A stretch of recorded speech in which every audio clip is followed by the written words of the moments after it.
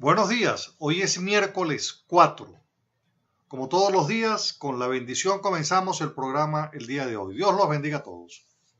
Vamos a empezar nuestro análisis en un tema altamente importante, porque estamos en presencia de restricciones económicas, crisis económica, el gobierno tiene un déficit presupuestario en la mano, no tiene dólares y el 15 de este mes, antes del 15 de este mes, de conformidad con la Ley Orgánica de Administración Financiera del Sector Público, el gobierno tiene que presentar en la Asamblea Nacional la Ley de Presupuesto y la Ley de Endeudamiento.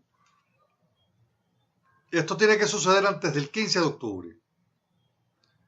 Es de conformidad con la Constitución, la Asamblea Nacional quien aprueba el presupuesto por vía de ley y el endeudamiento del país y su límite por vía de una ley que se denomina Ley de Endeudamiento. Ahora bien, ¿qué sucede? Que el gobierno ha dicho que la ley de presupuesto la va a presentar en la Asamblea Nacional Constituyente. Y la Asamblea Nacional Constituyente viene a ser para Nicolás Maduro hoy una espada en su propia garganta. ¿Por qué? Porque el decreto de estado de excepción que le permitió a Nicolás Maduro, decreto de estado de excepción de emergencia económica, que le permitió a Nicolás Maduro en el 2016 autorizar el presupuesto por vía de ese estado de excepción para la ley de presupuesto del 2017, ese decreto de estado de excepción no menciona a la Asamblea Nacional Constituyente como una posibilidad a donde se pueda aprobar el presupuesto. Tiene entonces el gobierno un problema, y tiene un problema serio, que los venezolanos lo hemos advertido y lo ha advertido la oposición en sus distintas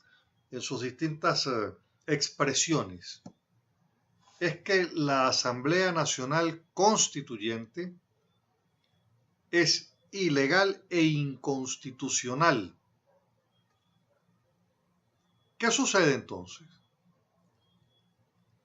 Que los actos de la Asamblea Nacional Constituyente no van a ser reconocidos en la comunidad internacional. Si no son reconocidos en la comunidad internacional, ¿cómo pretende Maduro establecer nuevos financiamientos, nuevos endeudamientos, si no le van a reconocer el resultado de aprobación en la Asamblea Nacional Constituyente de ese carácter de endeudamiento? Vale decir, para la comunidad internacional ese endeudamiento es ilegal.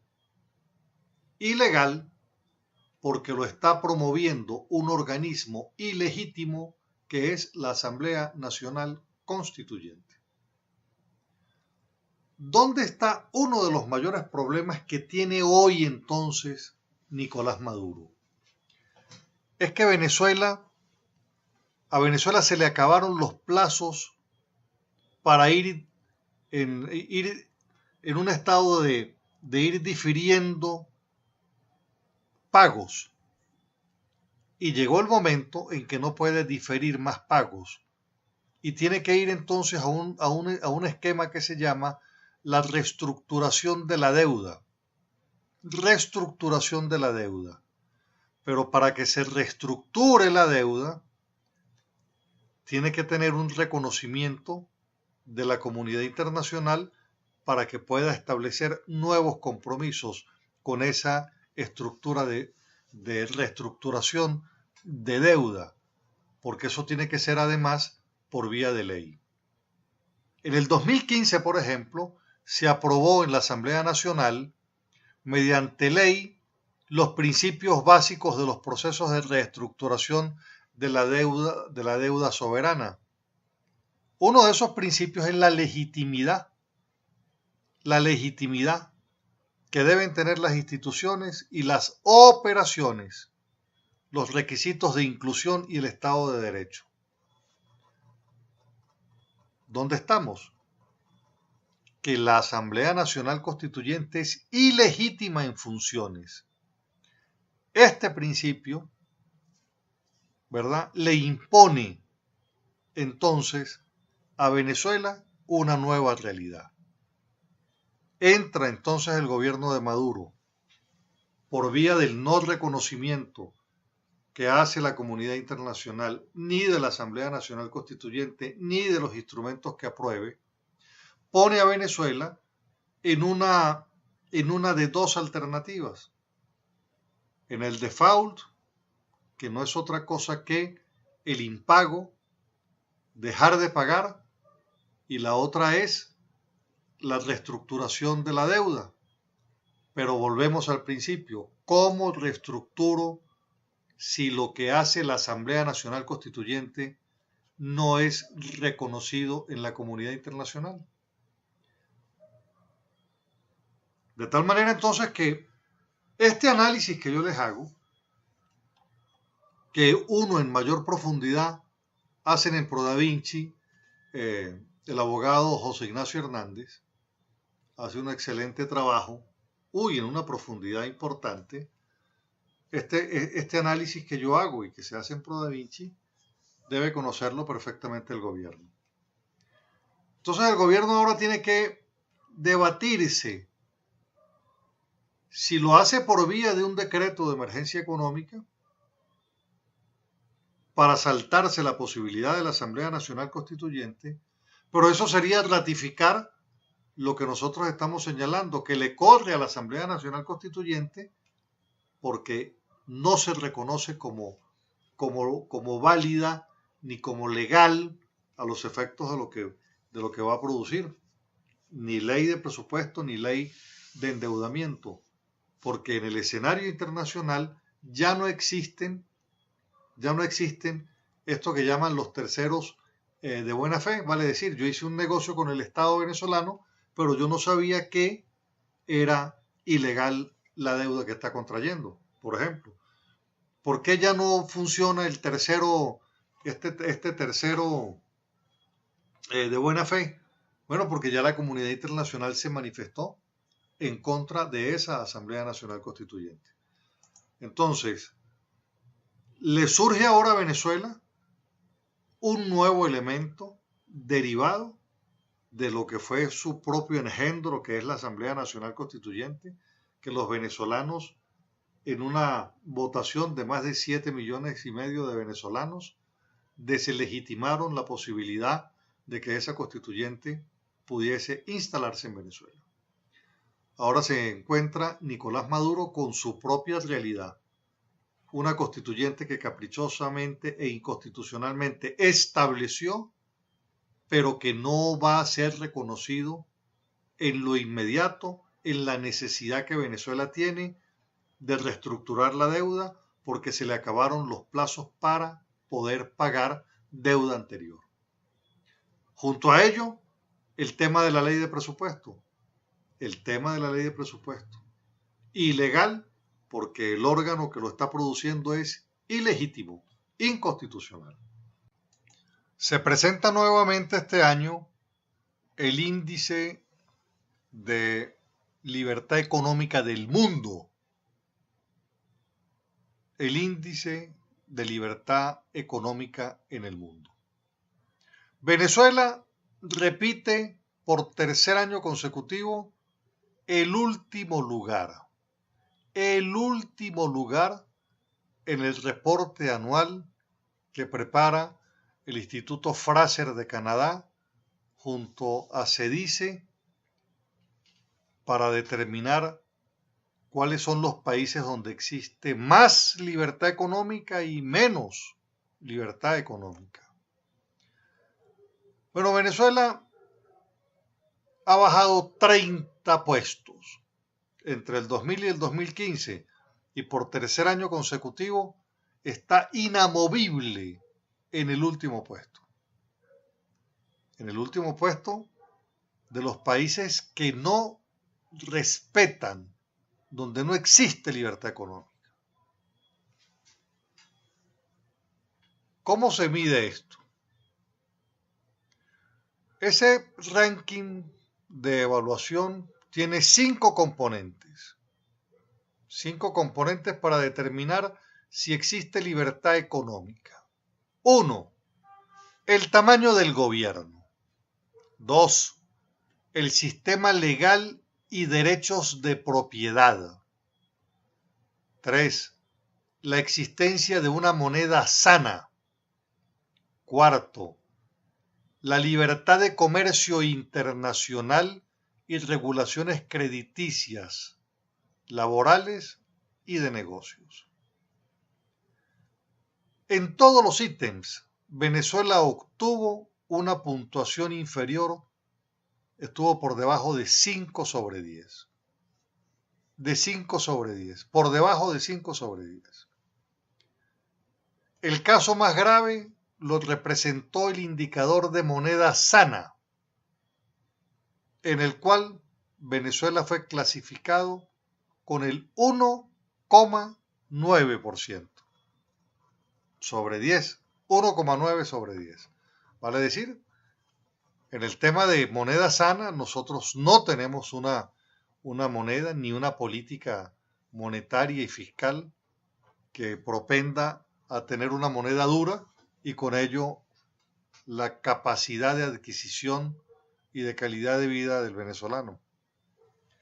A nivel mundial, Hong Kong es el país mejor evaluado, el mejor ubicado en el primer lugar. De Latinoamérica, el mejor puesto le correspondió a Chile, que está en la posición número 15 del mundo. Este trabajo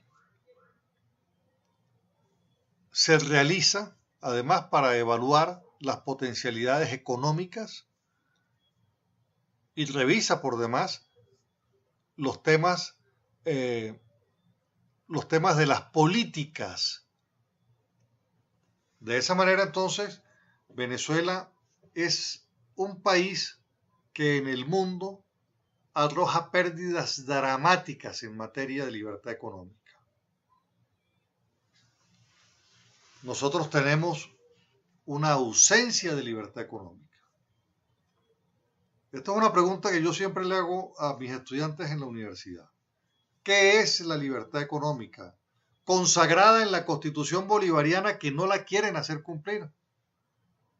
La libertad económica es el derecho que tengo de dedicarme a la actividad económica de mi preferencia, de donde el Estado, el gobierno, tiene la obligación de promover la actividad privada, mas no liquidarla. Pero como les presenté en el informe de Transparencia Venezuela, la estatización y las empresas del Estado, esas 526 empresas del Estado, para lo único que sirvieron fue para enriquecer de forma directa a esa impresionante cantidad de clientela política del chavismo. Entonces, Venezuela es evaluada en todas estas políticas y determina entonces con los investigadores que vinieron a Venezuela por demás a revisar, a constatar en el sitio la información que se está procesando, aparte de entrevistas personales con economistas, revisan en sitio la situación por la que atraviesa el país. Este es el balance entonces que le demuestra a usted y le demuestra al chavista que el proceso revolucionario que se adelanta en Venezuela no quiere saber nada de la propiedad privada, no quiere saber nada de los sistemas legales que le den seguridad jurídica al venezolano. Esto le indica al chavista que el tamaño del Estado venezolano, el tamaño del gobierno es demasiado grande. Esto le indica al venezolano que la moneda nuestra ya es prácticamente inconvertible, vale decir, ya no va a llegar el momento en que no la van a cambiar como sucede con la moneda cubana. Esto quiere decirle al chavista que está escuchando que en Venezuela ya no existe libertad de comercio internacional. No existe libertad de comercio internacional. Y muy por el contrario, lo que existe es intervención del gobierno en la economía. Eso es lo que sobra. Cuando nosotros esto lo ponemos en contexto con algunas otras realidades que pasan en el país, usted tiene que admitir, por Dios, la Fuerza Armada tiene que admitir, por Dios, que la revolución fracasó. No solamente porque estamos de último en ese ranking y hemos estado inamovibles durante 3 años. No solamente eso, es que apareció la difteria, malaria y sarampión, enfermedades que regresan nuevamente con la revolución a Venezuela. Este es el repunte de 3 enfermedades infecciosas y víricas en Venezuela por el debilitamiento del sistema sanitario. Es ahí donde está fundamentalmente el problema. El debilitamiento del sistema sanitario. Entonces, hay diarrea, malaria, sarampión y sin lugar a dudas no hay prevención de ninguna naturaleza. Esto es lamentable. De cada 100 muestras que se toman en el estado Bolívar, escucho lo que le voy a decir, de cada 100 muestras que se toman en el estado Bolívar, 90 salen positivas. 90 salen positivas. Las autoridades venezolanas publicaron en mayo un informe epidemiológico, luego de pasar 3 años sin dar a conocer resultados. Y al final entonces reconocen 324 casos de difteria y 240.613 de malaria. En estos informes no aparece el registro de sarampión, pero fue denunciado, fue aclarado por la gestión de Antonieta, la ministra de Salud, que fue destituida después de hablar del tema.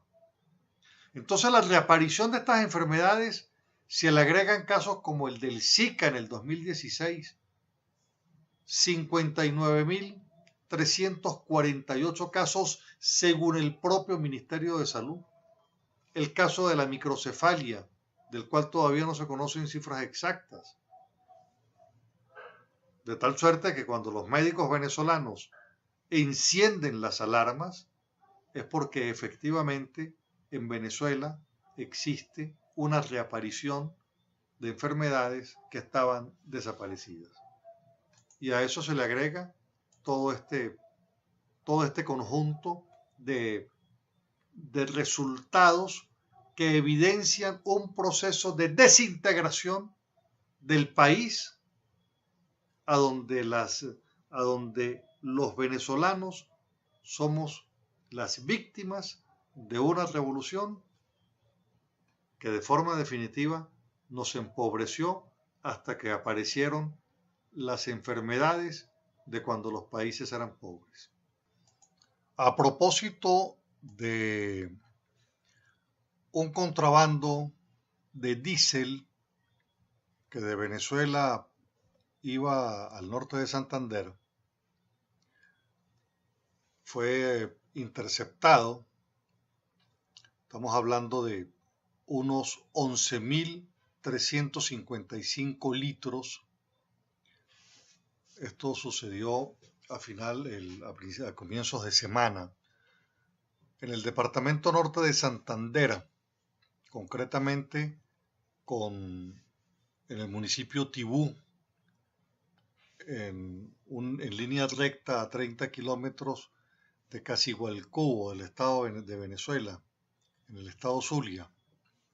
Pero esta captura de estos 11.355 litros nos va a permitir hacer un análisis ya no solamente del tema de la gasolina, que lo hemos hecho, sino el tema del diésel. 11.355 litros, sin lugar a dudas, es un volumen alto.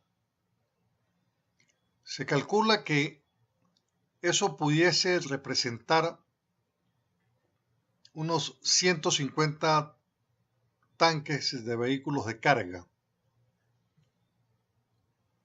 Pero quiero ponérselo en bolívares y en pesos. El dato que le voy a dar es solamente el referencial, pero le indica de qué tamaño es el negocio y cuál es el problema que tenemos de patriotismo en la frontera. En el norte de Santander, un litro de diésel vale más o menos 1.503 pesos. Eso quiere decir más o menos 13.500 bolívares.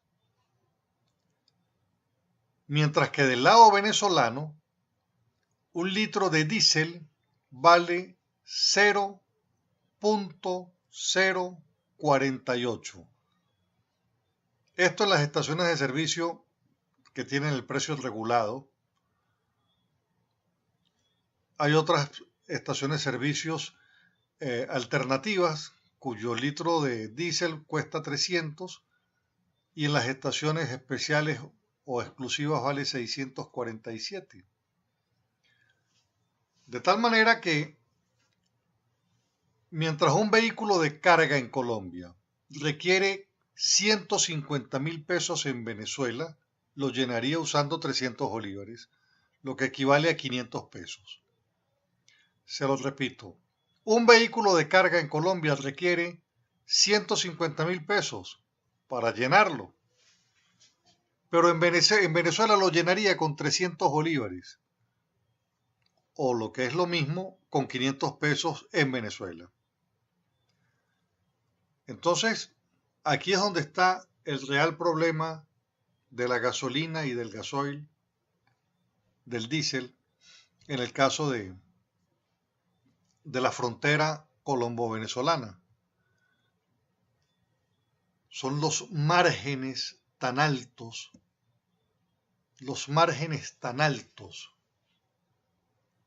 que existen en el diferencial de precio, derivado no solamente del precio de cambio entre el peso y el bolívar, cuánto vale el bolívar en pesos, sino cuánto vale el producto. ¿Cuánto vale el producto? Vale decir, cuánto vale el diésel, cuánto vale la gasolina. Y a eso hay que agregarle el tema del cambio. ¿Cuál es el precio del bolívar? Ahora bien, cuando nosotros hablamos de gasolina, estamos hablando más o menos del mismo problema. Porque la gasolina no solamente va por vía terrestre, sino que va por vía fluvial, va por todas las vías, ¿sí? Va por todas las vías. Ahora, ¿en qué problema nos encontramos? Bueno, nos encontramos en el problema de que no ha sido posible minimizar el contrabando. No ha sido posible. Y no es posible, entre otras razones, porque el modelo político actual impide que se pueda establecer o se pueda hacer una revisión estructural y profunda de esa matriz energética que permite entonces valorar de manera correcta el combustible, que permite incentivar la entrada del gas, que permite entonces establecer convenios, que permita que la frontera sea vista también como una frontera de oportunidades, de donde las partes tienen que salir beneficiadas. Lo que sucede es que sin lugar a dudas, con este modelo político que tiene Venezuela, esto es imposible.